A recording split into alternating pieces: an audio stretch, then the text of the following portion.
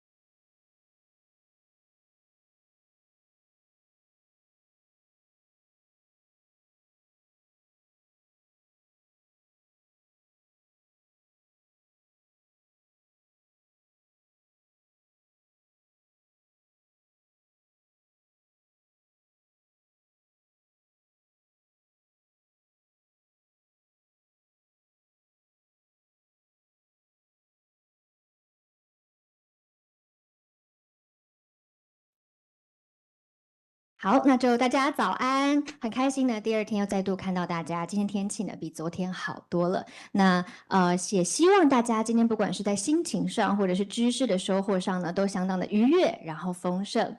今天呢的专题讲座是我们的第3场，也是这场国际研讨会的最后一场专题讲座。非常特别的呢，我们会在线上进行。那么就掌声欢迎我们这一场的主持人，是我们台湾实验教育推动中心的执行长徐永康执行长。掌声欢迎！大家早安！哇，今天的天气真的跟昨天比较起来好太多了啊！我想今天有这个机会跟大家见面，我想今天早上来谈一下有关于子乐教授在所谓的创新教育上面当中面的一些新的一些做法。在几年前的时候呢，我收到一封子乐教授寄给我的 email。他说他想要来台湾看一下台湾的一些实验教育或创新教育的一些做法。当时正好是在香港本身的政局有一些困境的时候，子乐教授跟他的一个朋友，也是一个中学的校长来了政大，我们聊了一下，感触很多。到现在为止，我都还记得他提到的2件事情，让我印象非常的深刻。那第一件事情是，他说政局有些困境的时候，那香港学校的老师，他的手机24小时都没有办法关，因为常常会在半夜的时候呢，老师会接到电话，那个电话那一头当中孩子会打电话给老师说：“老师，赶快来救我，我现在在那警察现在要把我抓起来，我真的不知道到底该怎么办。我希望你可以来帮我的忙。”所以那时候老师是非常的辛苦的，手机不能关，时时刻刻要担心孩子会不会有一些生命上的问题。这是第一个我记得非常印象深刻的事情。那第2件事情是，他说在那个时候，香港的一些教育主管单位要求学校的校长跟老师必须要到他们的图书馆里面去普查他们的书籍。这个书籍当中有没有违反了一些政府的相关的规定？如果有的话，都必须要把这些书下架，不能再继续让孩子能够借阅。我听到这些消息之后，这些讯息我都觉得感触非常的重，也非常的难过。那看看他们，想想自己，我觉得台湾的民主教育或者是民主社会政治当中是得来不易的，它绝对不是天上掉下来的礼物，而是需要我们开始认真的去思考，我们如何从小扎根，让台湾的孩子有非常清楚的民主意识，或者是生活上的民主素养。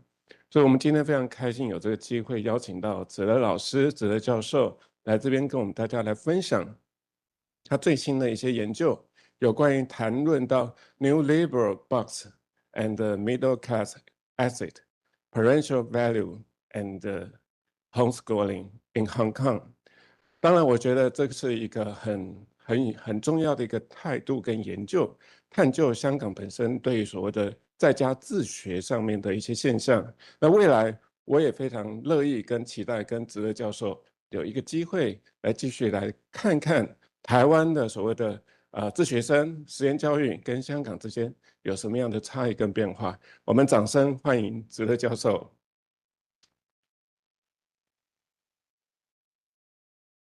Thank you, Yongkang, for your great introduction. 谢谢你。大家好，早上好。Good morning, everyone.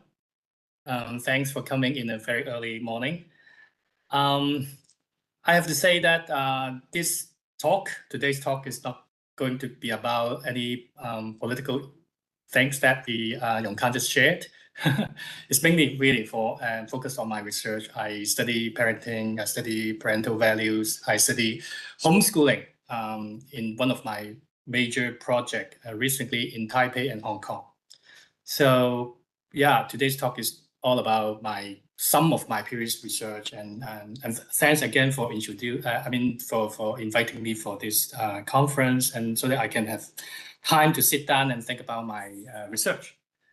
All right, so you can hear me okay, right? Okay, perfect. So let me share my PowerPoint.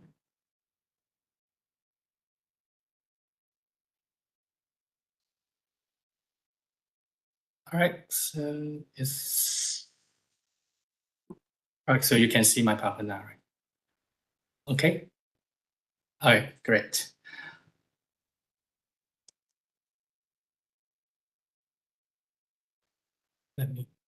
I'm still trying to figure out how to use this. I usually use Zoom, the platform. Okay, there you go. So before I start my talk, I think I need to explain why this topic is relevant here. Because this conference, as I see from the title, is about after-school learning opportunities for AI generation. And why focus on parents? As I explained, of course, this is about my research, but then I think it's really for a very obvious reason.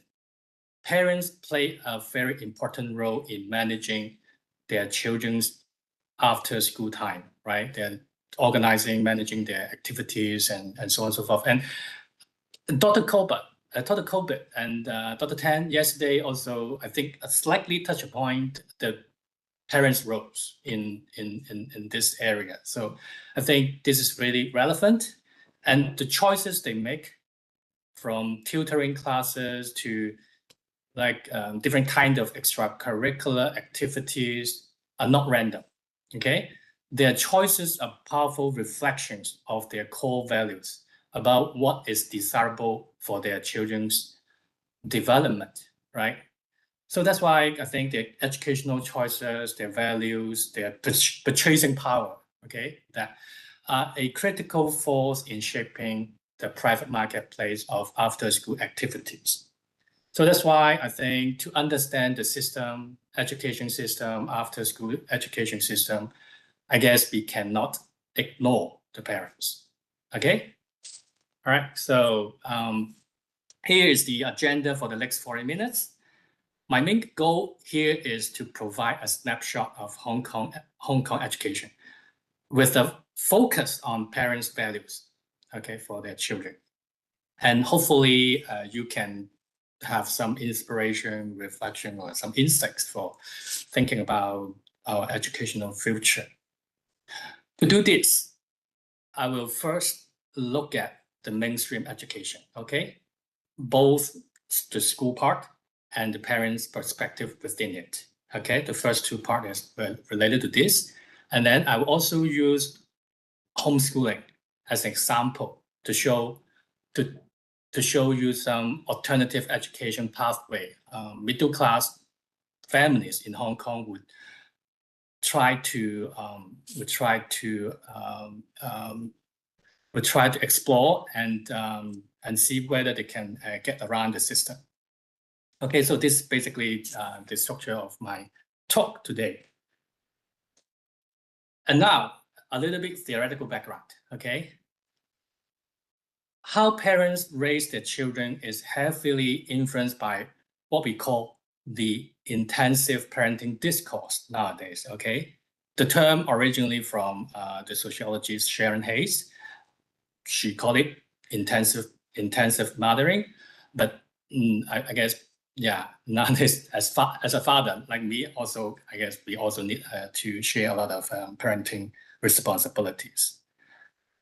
So basically, the concept is about nowadays to be a good parent, one must expend significant time, money, emotion, energy, and so on and so forth to ensure the well-being and success of their child. Okay?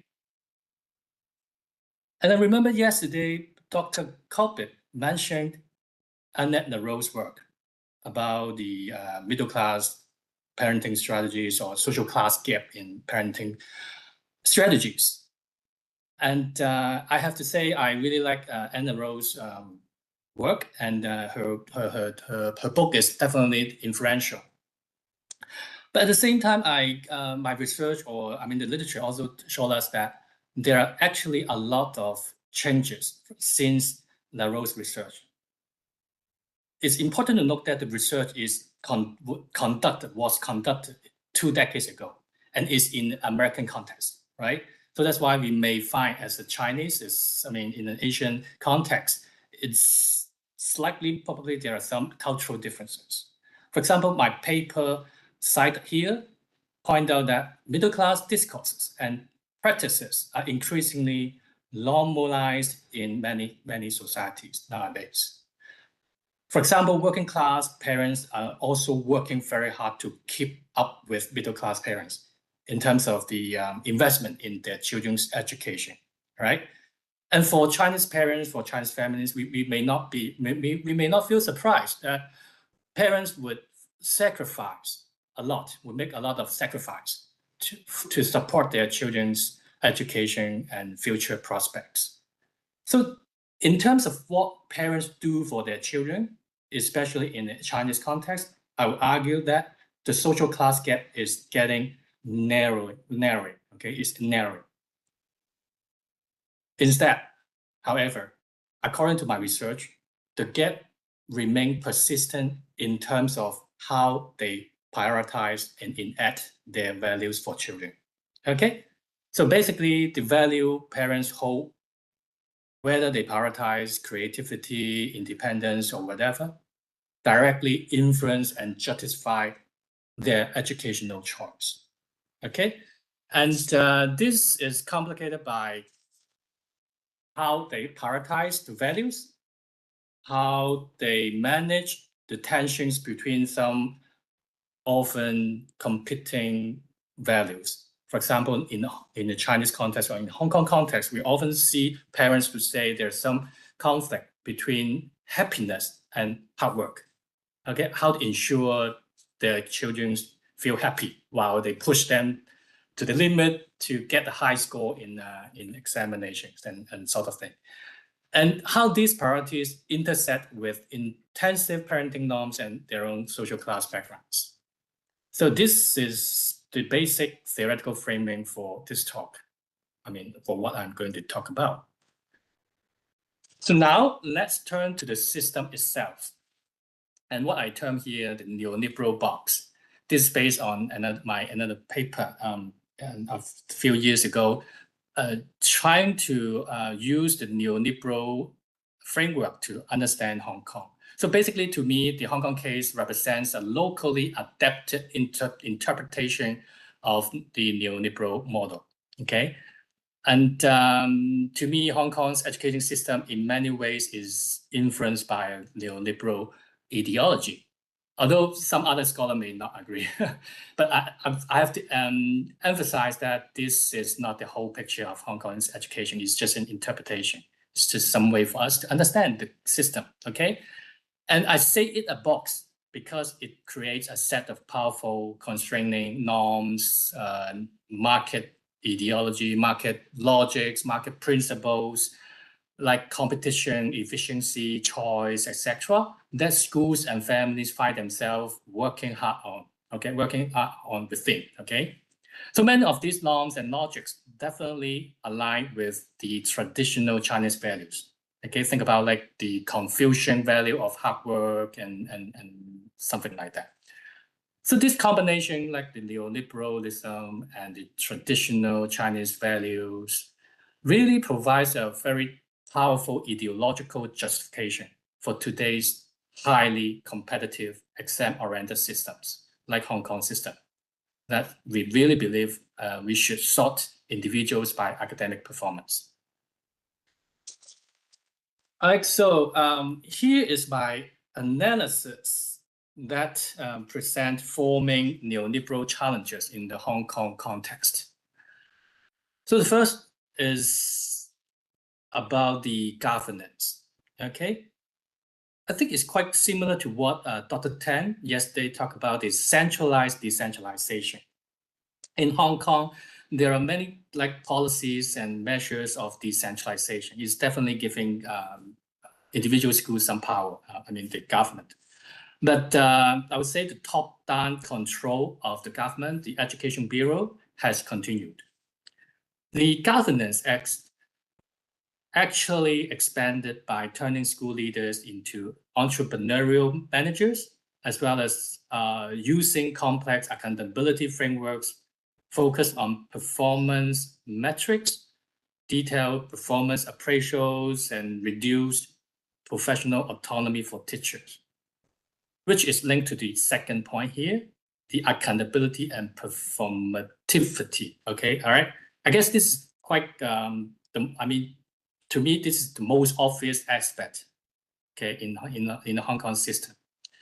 Teaching and learning are dominated by the datafication, like the monitoring and use of student performance data, standardized metrics, and intense competition. And apparently this will and has created a lot of stress for teachers and students. So it's a big concern. It's a big concern in society. It's really a big concern for many, many parents in Hong Kong. Okay, and another trend, challenges in Hong Kong system in terms of the neoliberal influence, ideological influence, is the privatization. Policies like the direct subsidy scheme has created a so-called quasi-market. Direct subsidy scheme, or we call DSS, schools in Hong Kong are actually, you can consider them semi-private. They can receive tuition fees, but at the same time, they can also receive government funding, and they have more curriculum flexibility. I mean, they just like other private schools, but they're not totally private. Although most schools, about 1/3 of schools are public in Hong Kong, this privatization trend escalates competition among schools for status and elite market value. All right. And lastly, and I think most interestingly, unlike many Western neoliberal reforms that involve austerity, Hong Kong government maintains strong public investment in education. You can look at this graph that I used in my previous paper. The government has never imposed any notable budget cut in education, okay, throughout at least this period. I mean, up to now, I think my argument is still valid. And you may see the proportion of school education spending in total education expenditure has slowly decreased since 2011. okay, more or less like 2011. But I guess, and I believe, is largely due to the shrinking school age population only. Okay, so in other words, the government is actively investing in education, okay, including after school activities. And here, I didn't do any research on this topic, by the way, but I just Google it, and I find at least there are two key grounds that the Hong Kong government currently supporting the after-school activities, after-school learning opportunities. The Life-While Learning Grant, providing a lot of money to support diverse learning activities, lifelong learning activities, and whole person development. Student Activities Support Grant to help financially needy students participate in after-school activities. And yeah, they're supporting a wide range of activities. And as this slide show you, I'm not going through all the details in this table, but I just wanted to make a point that the government is not absent in supporting after-school activities. Is actively funding a vision of whole person development within the system, in a sense. The school system in general, actually, to me, is keeping up with the latest educational trends around the world. Because they, you know, if you're following neoliberal ideology, the mindset, they really want to, even the system, I mean, the government want to do well and want to meet the KPI, the standards, and they want to do well. I mean, the data, the result, the outcomes. So that's why they're really supporting the after school as a whole. I mean, the whole person development in education. So perhaps unlike the cases like what Dr. Koppit mentioned yesterday, like this social welfare oriented programs, these publicly funded programs can be of high quality, covering a wide range of areas such as arts, STEM, physical activities, outdoor trips, cognitive training, socio-emotional growth, and so on. Yeah, here is just some pictures. I just Googled some pictures. Now they talk about, I mean, the mainstream schools talk about mindfulness, focus on wellness, and blah, blah, blah, okay? So there are many publicly funded after-school learning opportunities in Hong Kong. It's just that, again, if you look at these programs from a neoliberal perspective that I just discussed, it turns out probably the focus is still on KPI, on outcomes, which may, again, create a lot of competitions, a lot of pressure on schools, service provider, teachers, and students. All right, so now is the very quick picture of Hong Kong education, mainstream education, school education, and after-school education opportunities funded by the government.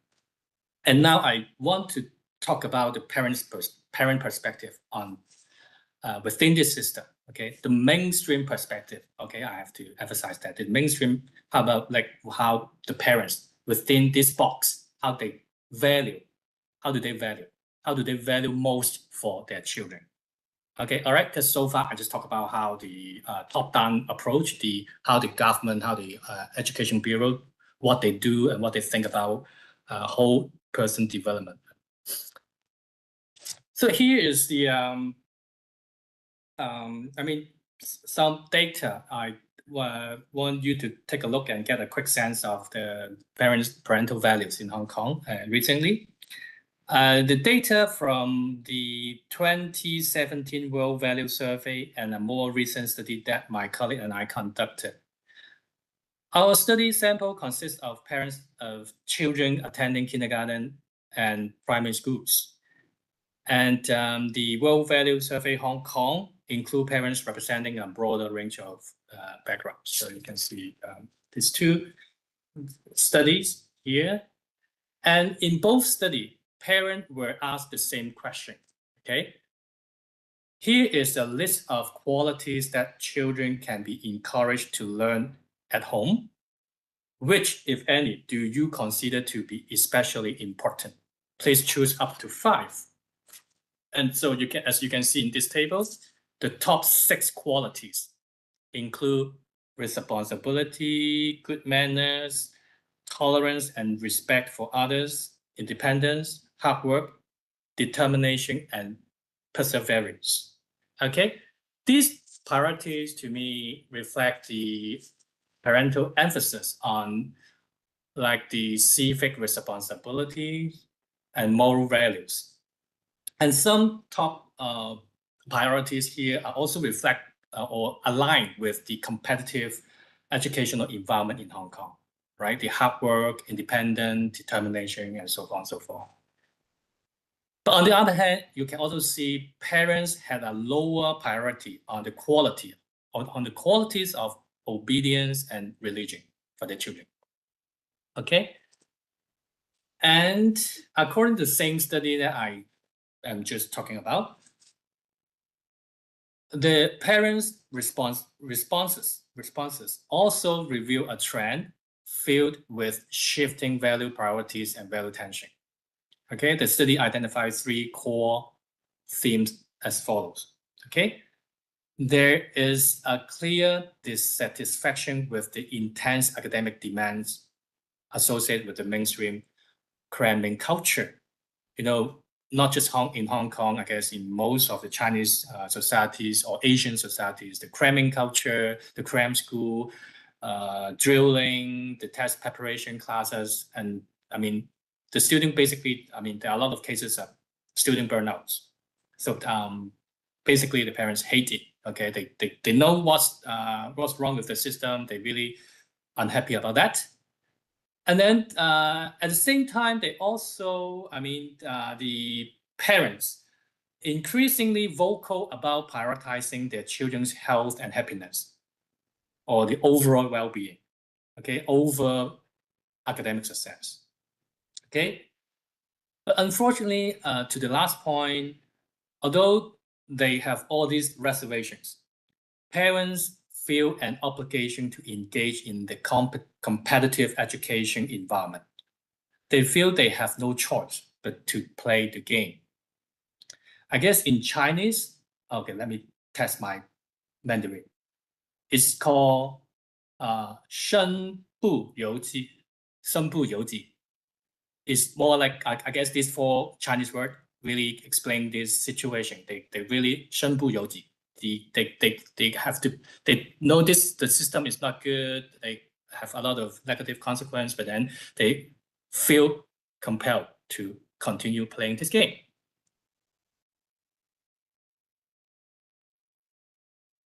So basically, the parents are caught up in the value tension. They critique the system, prioritize well-being, but they still, I mean, if they stay within the neoliberal box, they have to play the game.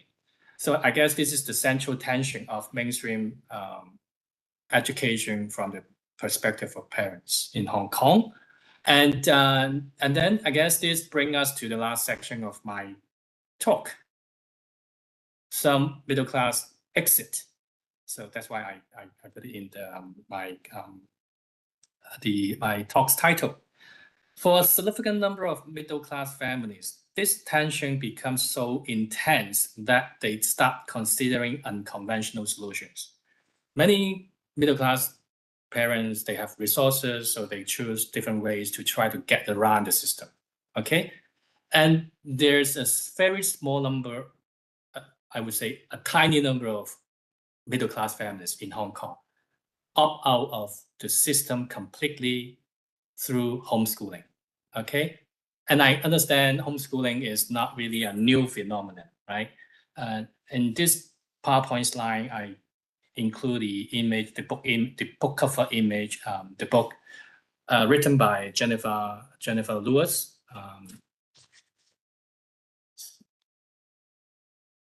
The screen block. Okay, so the book's name is Home is Where the School Is. I think it's more than 15 years ago that this book is published. And this book is about the American cases, homeschooling cases. And today, I would say the homeschooling movement, the trend is more like a global phenomenon now. Many places, regions, countries, they have homeschooling families, homeschooling cases. And the trend is growing, I would say, okay, including in Chinese societies, including in Hong Kong, where homeschooling is not legal, okay?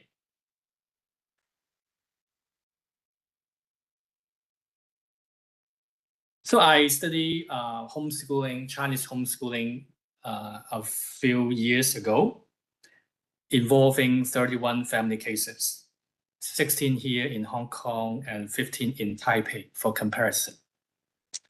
And for me, intensive parenting norms, which do you still remember what I mentioned at the very beginning, intensive parenting, right?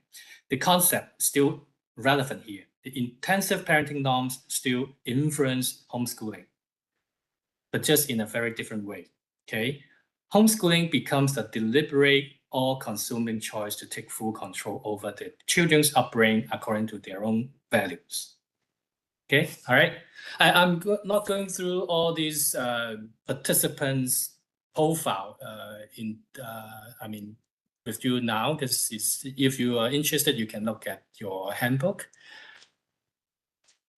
I just want to show you the findings very quickly. I will structure the findings around 4 key questions, which I think it may give us some insights how they organize their after-school activities. Because now, if you put students in a homeschooling setting, basically all the activities are after schools, out of school.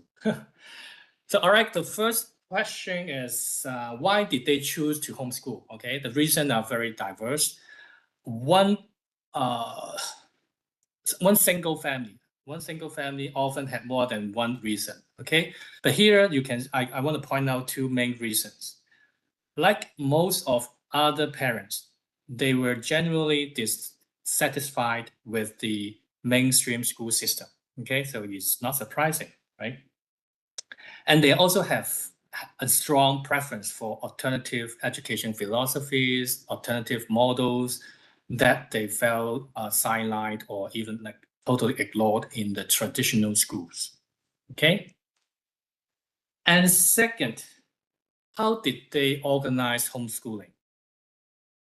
My study showed a wide spectrum, okay, from highly structured approaches with packaged curriculum, set schedules, learning plans, and so on and so forth, to very unstructured, or even some people would say unschooling approaches that are entirely child-led and like a very free range approach. So but in practice, in their everyday life, I would say most families fell somewhere in between, okay? Creating like a hybrid model that the main purpose is to accommodate their children's unique needs, okay, unique needs. Third, who was involved? Unsurprisingly, it was overwhelmingly the mothers or fathers in some cases who took on the primary role of educator. But of course, they were more like a facilitators. They organize the activities, they help, they support their children to learn and so on and so forth. And we also saw a notable involvement of other collaborators, like private tutors, coaches on certain subjects, on arts, on sports areas, and so on and so forth. And they also rely on wider social networks, like other homeschooling families and community resources.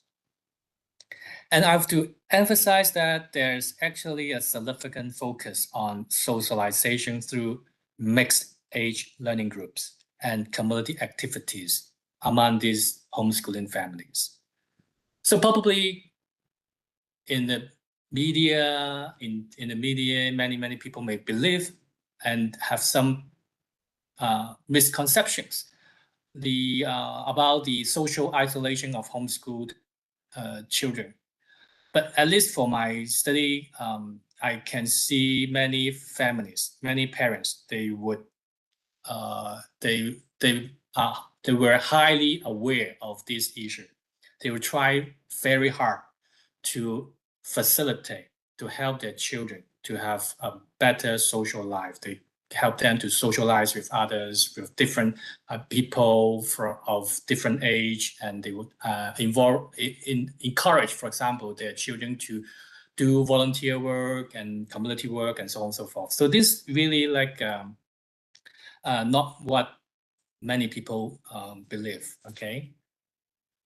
And lastly, what did they actually do? Okay, the daily life of homeschooling was really rich, diverse, and engaging. It definitely went far beyond academic subjects to include a wide range of enrichment activities, educational activities. Okay, so like the families and the children would engage in like experiential learning, life skills development, independent projects, like how to help their children foster passions and so on and so forth.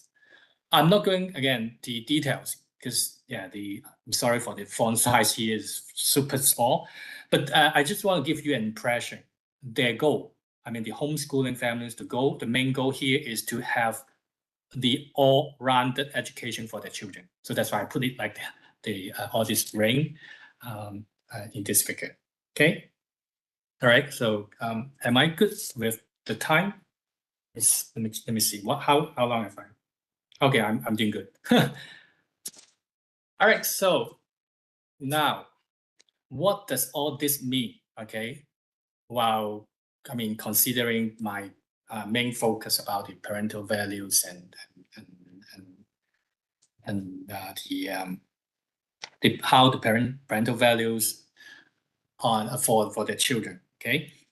My research actually, the same research, okay, actually showed the Chinese middle-class parents were active participants in shaping their children's lives, not just some sort of, passive followers of the mainstream experience, mainstream expectations. They apparently deliberately make choices among different values. They envision diverse possibilities for their children's futures. And the key theme, okay, among these cases concerning their values is that they want to provide personalized learning for their children.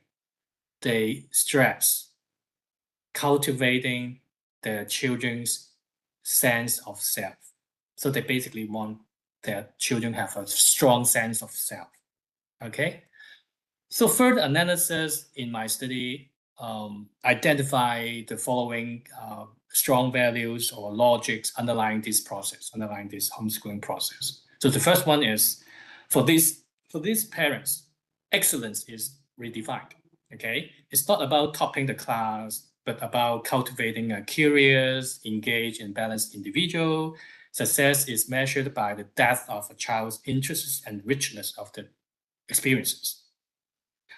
So they are moving away from valuing external validation.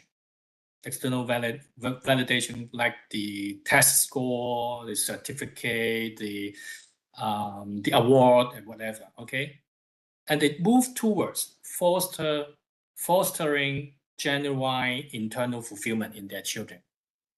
So I guess this is also quite aligning with the educational trend in the mainstream school too, actually. The regular school, mainstream school also talk about the child's uniqueness, the individuality, right? But sometimes I would argue the homeschooling parents actually trying to do something actually everyone is doing in the mainstream system, okay? But they're just trying to put it in practice in their own way, okay? And the second point is about the orchestrating autonomy. I guess we all know that or some people may think Chinese parenting is very controlling, right?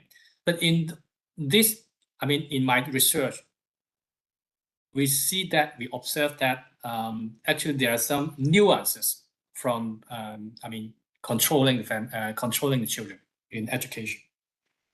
The parents instead have the direct control in their children's education. They were deliberately and carefully orchestrating the learning environment. They're setting the environment. Okay, the environment not necessarily just confined to the home environment, but the overall learning environment. They curating resources, creating opportunities, and then they have the goal, the ultimate goal, okay, of fostering their children's capacity for self-directed learning. Okay, they created environment for the children to learn by themselves. So for some people, you may call it a guided autonomy. Okay, and the last one is for these parents, success is being redefined. Okay, success is being redefined rather than aiming for traditional performance matrix. These parents were envisioning futures for their children built around well-being, personal passion, and making a positive social impact. So in a word, parents want their children to develop a strong sense of self, seeing themselves, in many Chinese society, we often heard about this, I guess. Always already special, okay? Always already special because of their internal qualities. So basically, the parents is thinking about their goal and values in this way, okay? On the other hand, however, these parents, I would say, they didn't fully reject the current system. Don't forget, they have they're middle class families. They have also resources, so they always have the backup plan. They always have a backup plan. They adopted what I would say pragmatic approaches, okay, by exploring alternative credential pathways, like taking international exams like IGC, SE, A-level, SAT, this kind of exam, so that the children can apply for university in Hong Kong, okay? And they also look for overseas university pathways, okay? But they have their own interpretation, explanation, okay? They think that the pursuit of globally recognized qualification like university degrees is an opportunity for the lifelong learning, the personal growth, and etc., rather than simply as a means to achieve so-called performative success, the traditional standard way of success. Okay, they think something else. So that's why for them, they will emphasize they don't care the timing, like when the kid would take this examination or this alternative credentialing pathway. As long as they keep this in mind, they can do it later. So you know what I mean, right? All right, very, very quickly, I basically finished most of my main points for this talk. And now I want to go back to the main theme of this conference. This conference is about after-school learning for AI generation. So that's why I created this PowerPoint, the last slide here. And I changed the image, by the way. I just want to test your attention here. If you look at your handbook, I just changed the image because I recently, after I sent out my PowerPoint to the organizer, the conference organizer, I read the article, and did anyone read the latest issue of The Economist? This issue is talking about how AI rewiring childhood. So I think this is really relevant to today's topic, the conference topic. And I try to, I would like to conclude my talk with all these AI implications. I will ask what are the broader lessons from the experiences of Hong Kong parents as we look to the future probably shaped by AI. And if you have been paying attention to my talk, I guess you would have a general sense that the demand from the middle class in Hong Kong, and especially the homeschooling cases, is becoming clear. They want an education grounded in the cultivation and celebration of each child's individuality, right? The self. They want to develop the child's intrinsic self and self-expression. But then now, the AI era, most of us are aware that our children need to develop more human skill that, I mean, the AI cannot replace, right?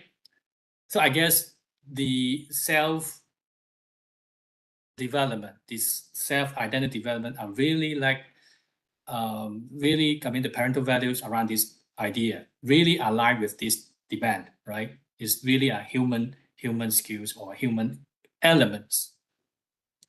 But then I just want to raise some reflexive questions for us now for today, for the sake of reflection. So for example, will there be a trend toward hyper individualism in parenting and school education?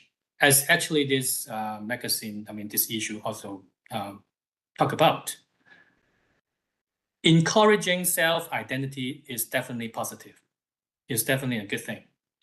But in the AI era, again, you can think about the algorithm always feed the children, feed us the content that we always like according to our history, according to our preference. I think it could, and many people would think it could create echo chambers for our young people. We should be cautious about promoting self-prioritization in education.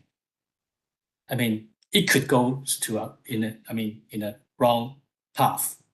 If children put themselves first all the time and lack exposure to different views, it could harm the public good, right? The public good is definitely one of the main function and purpose of education. So we have to think about how in the AI era, how we develop our younger generation a sense of civic responsibility, a sense of community, right? And it's also relevant to homeschooling cases.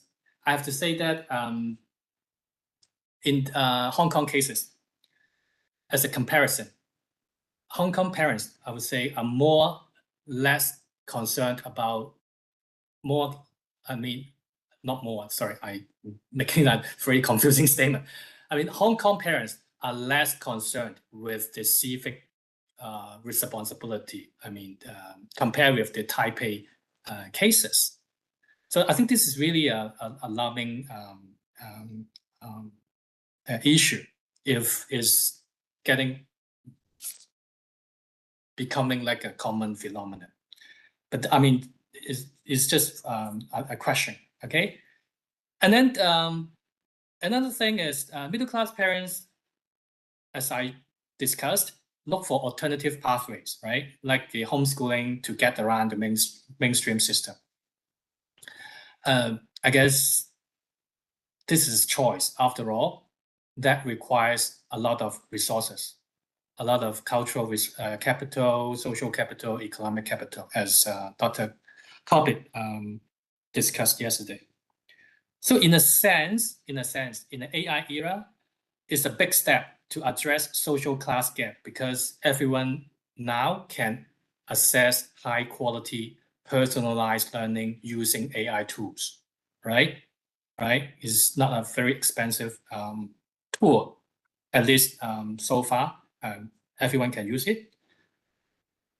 But as many studies shows, the new digital divide is not about access, right?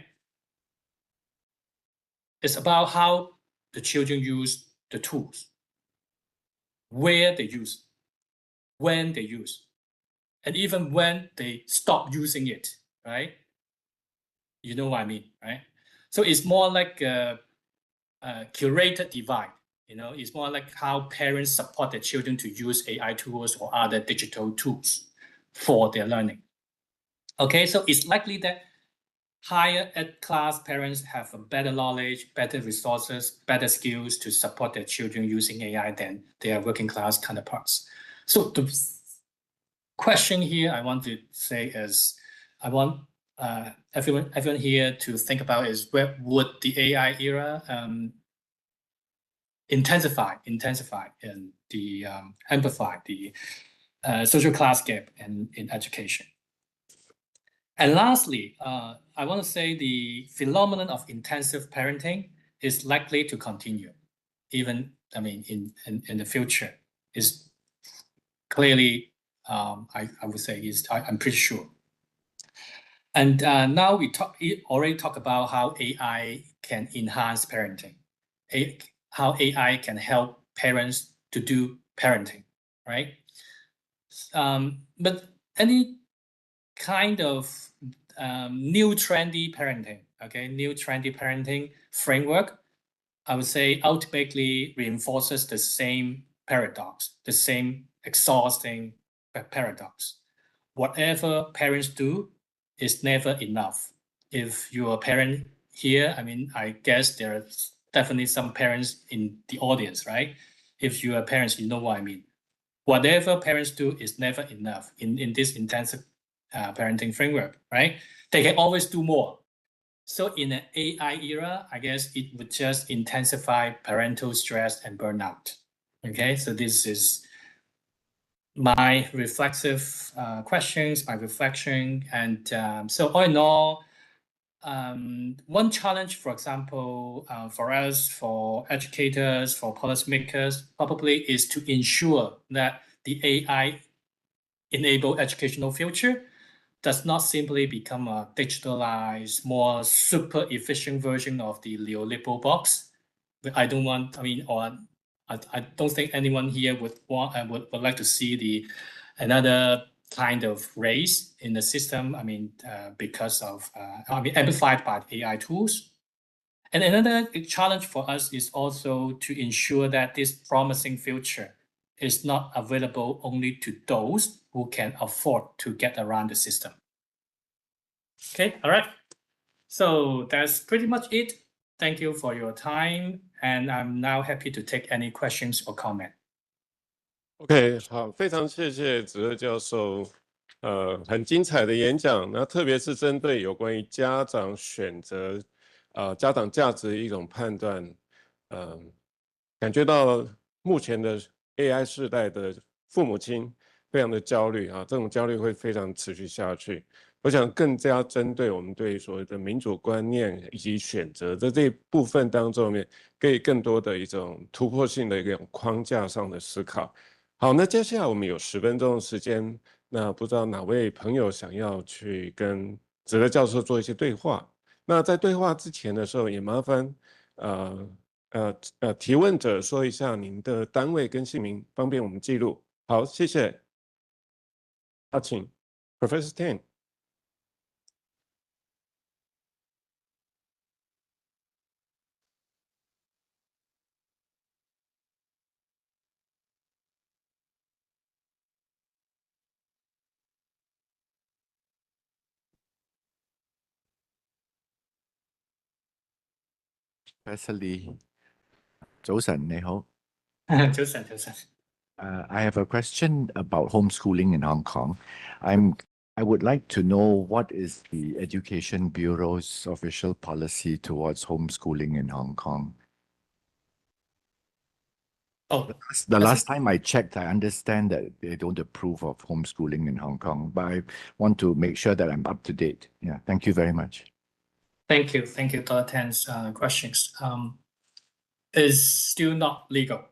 I have to say this very carefully because for homeschooling families, they insist that this practice is not illegal in the current system. And what I can say is there are gray area, in the legal framework for this these families to perform homeschooling in Hong Kong. The law, we have the compulsory education law, which requires every family to send their children to school. If they do not obey this law, before the court has has any legal consequence to the families, the Education Bureau would have a lot of follow-up actions. For example, like the family visit, the professional inspection, and blah, blah, to ensure the child is being educated properly. So that's why so far I never heard any court cases really prosecuting families because of homeschooling. But yeah, since I'm really doing social class analysis, study research, so I have to point out this point. It's really a middle class phenomenon. The middle class cases, okay, let me put it this way. There's 3 or 4 cases in the history, okay? The government really prosecute families not sending the kid to school. But all these cases are really from the grassroots background. I mean, when I say grassroots, it's really like a poor family, poor background, lower class background. But for middle class cases, they never have an issue. So yeah, they just try to play low key, you know what I mean, right? Yep. 还没有哪位朋友想要提问跟子乐教授对话？来，请。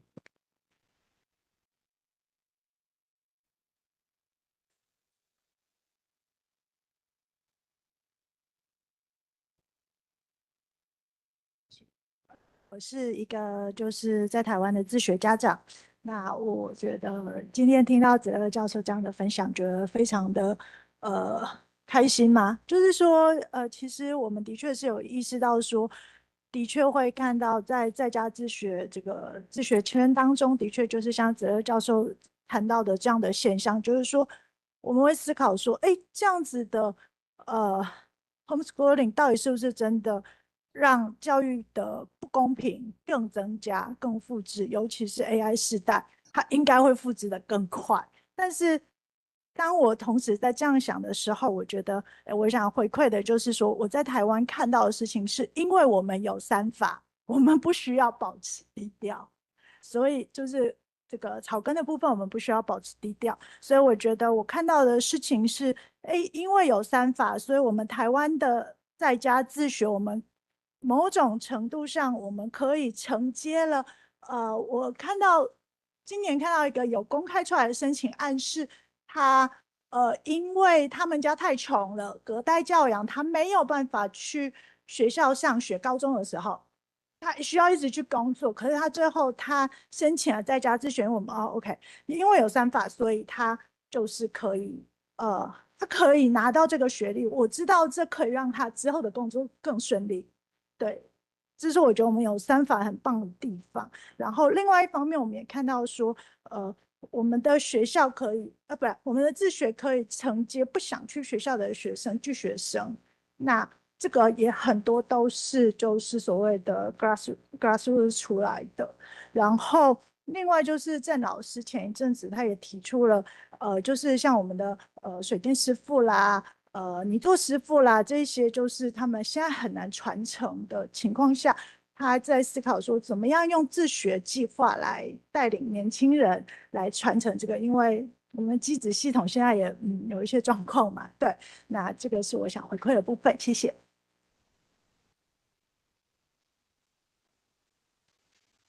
所以这位妈妈所比较关注的是回馈给子乐教授，目前台湾跟香港不一样的地方是吗？对。不好意思，我的普通话不太好。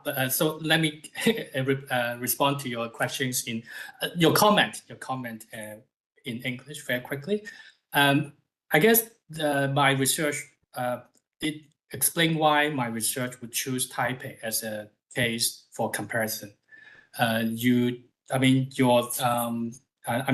Taipei, the homeschooling legislation regulations are really well developed. I guess more than 20 years, right? Since it's legalized, it's being legalized. Homeschooling is being legalized. So I agree that the homeschooling families can, there are a lot of benefits, a lot of rights of homeschooling families can be protected by the current regulatory framework. On the contrary, in Hong Kong, since the homeschooling families is really trying to navigate the legal loophole, okay, so that's why they really have no protection. So that's why if you're from the lower class backgrounds, I'm sorry, the homeschooling is really not your option. But even I heard from Chen Ba, Tim Chen, the homeschooling founding father. You know Tim Chen? Yes. Because when I actually collaborate with him while I do the research. I really learned a lot from him, and I guess he and the community also talking about the inequality issue nowadays. They try to support the different types of families better, okay? Because there's still always room for improvement. Yeah, thank you. Yep. Yeah, as a moderator, I want to ask you the last question, that what's your next step? Mm-hmm. What's your research next step? You want to ask me my next step? Yeah, follow your research now. I currently have 2 research project ideas, okay, proposal. And one, I guess you asked this because the first one is related to you, okay? So I'm going to do a follow-up research on homeschooling, okay? This Taipei Hong Kong comparative study. I did it a few years ago, and then I want to retrace the cases and then also recruit some new cases to compare different generations. So that's why I talked to Yong Kang, and then I see whether we can do the similar research again in a few years later, okay, to see the longitudinal experiences of homeschooling. And one preliminary findings, actually, I'm already started to do some preliminary study while I'm still waiting for the big grant, okay, from the government. Which is I can see remember in my talk I shared in the last second slide, the family have the backup plan. So now when I revisit them and then I informally talk to them, they actually really have I would say the class effect. Although they don't really follow the traditional credential system, but they still have some way to send their kid to the university overseas or have some sort of qualification so that they can have a better life. So yeah, this a very, very preliminary observation so far. And I actually have another ideas, research project ideas concerning also related to what I just said in the talk, which is the AI divide. So I probably would also apply for a big grant to do like how parents, what's the role of parents in the digital divide in an AI era. So this is maybe, yeah. So some of the questions that I just asked is actually not just for you, but for me, probably in the coming few years. 好，谢谢子乐教授。我觉得时间非常的不够，那非常开心有这个机会跟子乐教授对话，希望很快我们可以彼此见面，来谈谈未来在华人世界当中里面有关于创新教育跟实验教育的发展。感谢子乐教授，我们掌声谢谢。Thank you, Yong Kang. Thank you, everyone. 谢谢执行长。那接下来呢，是我们10分钟的休息时间，但因为现在已经10点3分了，我们稍微压缩一些休息时间，一样在10点10分的时候呢，会进行下一个分场。那现在也提醒，等一下下一场的发表人，麻烦在休息时间找我们这位工作同仁。那接下来请各位稍事休息，谢谢。